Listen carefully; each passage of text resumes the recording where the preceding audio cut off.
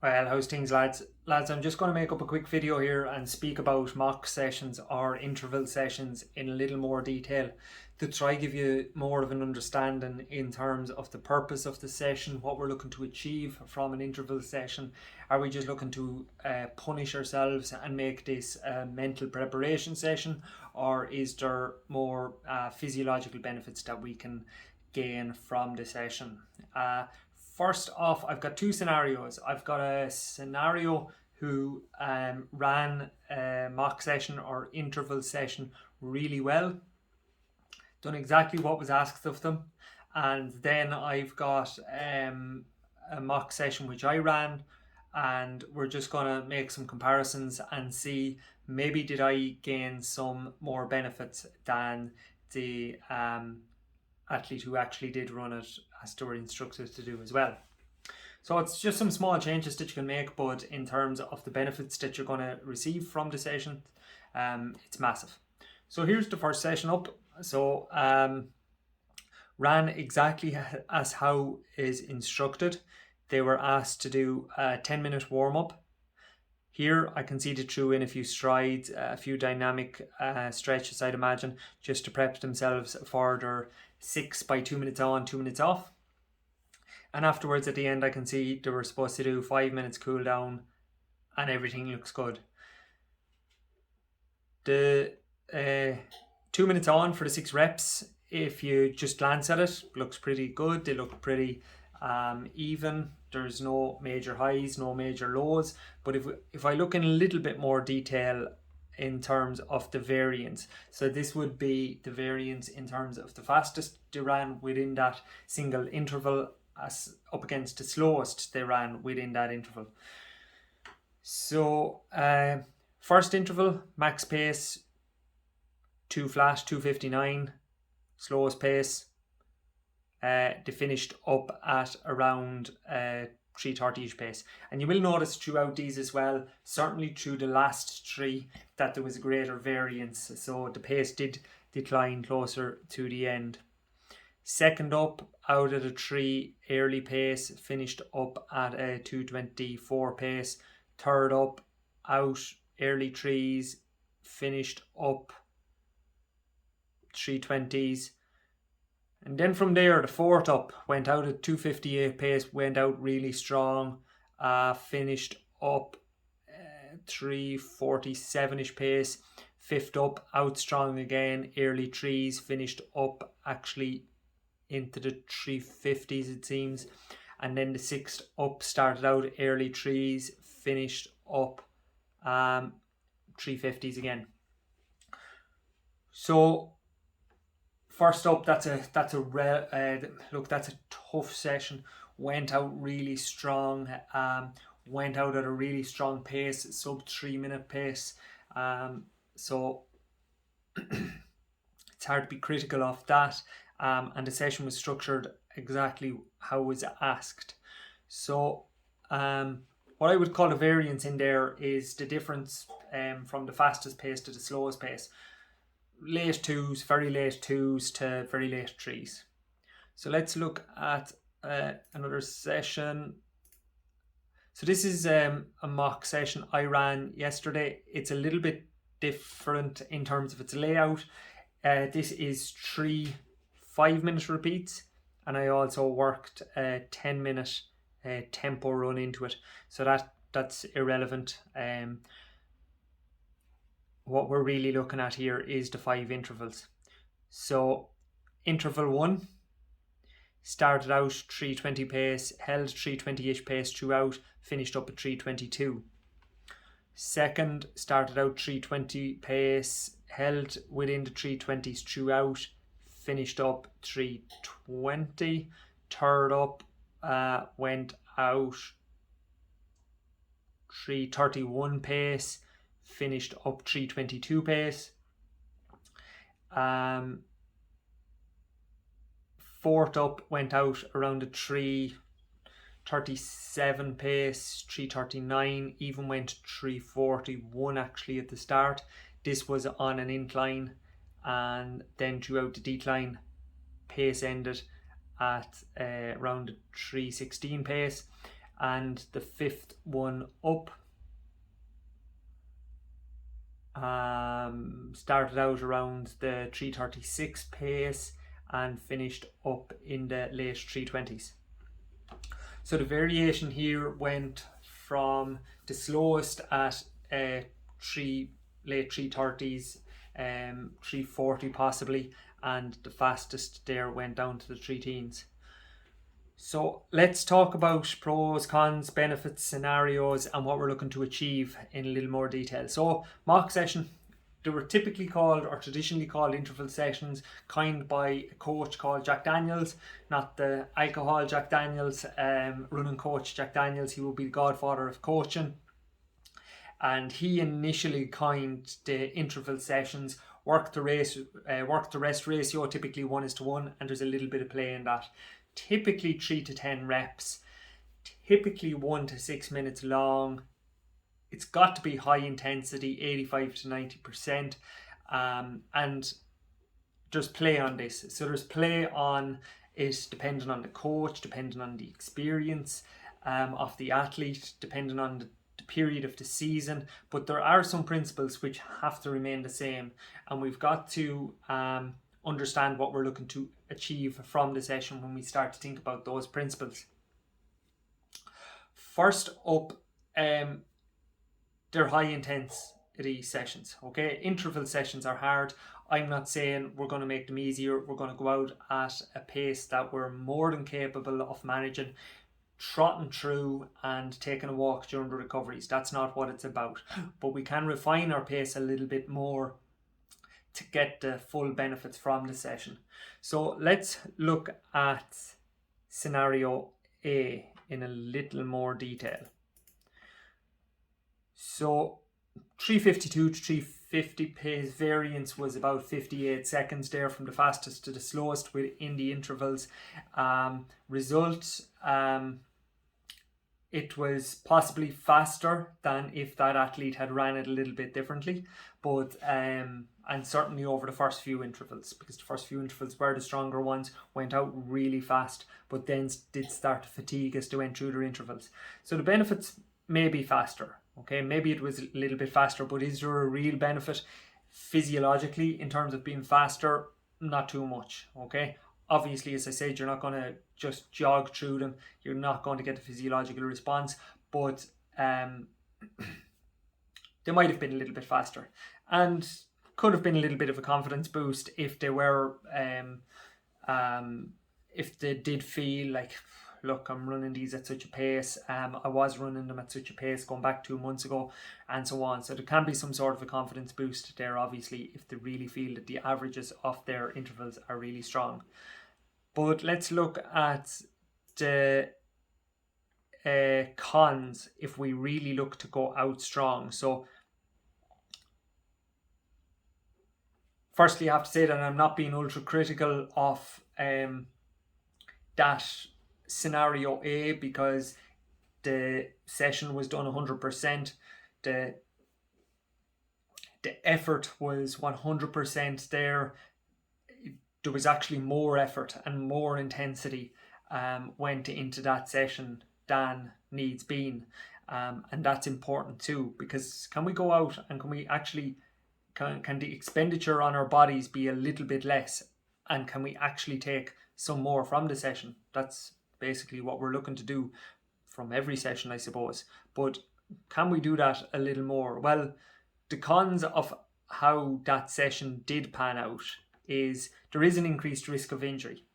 Starting out really fast, pace starts to decline as you work through the interval, and it turns into a slug, turns into a fight, and you're having to carry yourself through that final 30 seconds. I am exaggerating the situation a little bit, but I have seen intervals ran, really poorly, where the variance could be 90 seconds or something from the fastest to the slowest point within each interval.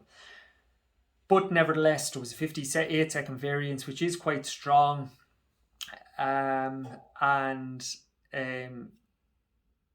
player was definitely starting to fatigue a little, I would imagine, in the last 30 seconds of some of those intervals. It was turning into a fight, and once you turn it into a fight, the form goes. So increased risk of injuries. And I'll be repeating myself, there'll be a little bit of repetition here. Last chance of completing session, or less chance of completing the session interval. So there is a less of a chance if you're absolutely punishing yourself through intervals, going out hard. Your motivation is going to decline as you go on through the intervals, and especially if you're not running somebody else, you might decide, look, I'm going to skip the last one, I've put in a massive effort, I'm knackered, I'm just going to leave it at that. Less form, we've spoken about that. If you're starting really strong, if you're finishing a little bit slower, the form is going to go throughout. Becomes a fight as opposed to a bound. So we know that the faster runners are the ones who spend less time on the ground, because you're getting that nice propulsion through each stride. If it becomes a fight where you're literally reaching out in front of your body for every step, you're rolling your foot over the ground, and you're not getting that bound, you're spending more time on the ground, you're spending less time in the air, and that is going to slow you down. It is a con, it is a negative, obviously. So mentally challenging, touched on that a little bit in terms of the risk of injury. If you are having to fight your way through every second of this session, or even 40-50% of it, it's going to become mentally challenging, and that is a con, stressful. Increased recovery time is a massive one, because if you've completely exhausted your body and you've done a lot of muscle damage at a cellular level, the recovery time is going to take maybe 5 days, 6 days from this session, whereas if we had paced it a little bit better, the recovery time could be 2-3 days. Less motivation is a big one to do the next session, because you're thinking, geez, that last session, last time I'd done that, it was brutal. I don't particularly fancy going there again. And that's going to be tough on your motivation. And all you can think about is the finish line. So when you're within the interval, you're having a glance at your watch, or you're looking at your phone to see how long you have left. Whatever the case may be, your thought process is coming away from, what's my form like? Am I relaxed through the shoulders? Am I relaxed through the ankles? Is my propulsion coming from my glutes? Am I standing tall? Am I keeping my height? You know, these things that I'll continuously bash on my athletes. If you're not thinking about those areas, well then you're not getting to practice them. You're not getting to practice your form, and you are just thinking about the finish line. So let's look at it a little bit differently. Let's look at scenario B. And again, I'm not making direct comparisons to scenario A to scenario B here, because scenario A was ran exactly how I was asked, exactly how I asked it to be ran. It's really looking to refine at this stage and get maximum gains from these sessions. So let's go cons first on that scenario B. Possibly slower, okay? I could have ran my session faster. I could have done quicker intervals. I could have ran quicker intervals 2 ways. I would have been able to run quicker and hold the pace, and I would have been able to absolutely go all out for the first 30 seconds of each 3 minutes, allow the pace decline, and that would have given me quicker intervals also. So the con as to how I ran my session, the second one I showed, the 5 by 3 minutes, was I could have ran them faster. So these were possibly slower, but there is no great physiological benefits if I run them ever so slightly quicker. As I said, you've got to punish yourself. You've obviously got to be tough. Interval sessions, mock sessions are hard. They should be hard, but within reason. So we're looking to minimize the variance. So what are the benefits of keeping this a little bit tighter? Well, increased confidence, because at the end of each of my 30 seconds, I wasn't waiting for the line. I knew myself, if I had to go for another 3 minutes, I could. Okay, if I absolutely had to go for another 3 minutes or 2 minutes, certainly I could have at this pace. More knowledge of pacing for next session. So because my variance was quite tight, I know going out for my next session, yeah, I'm looking at about a 3:23, 3:24 pace here will suit me pretty good. Less recovery time, because I wasn't having to fight to finish. I wasn't completely expending my body. I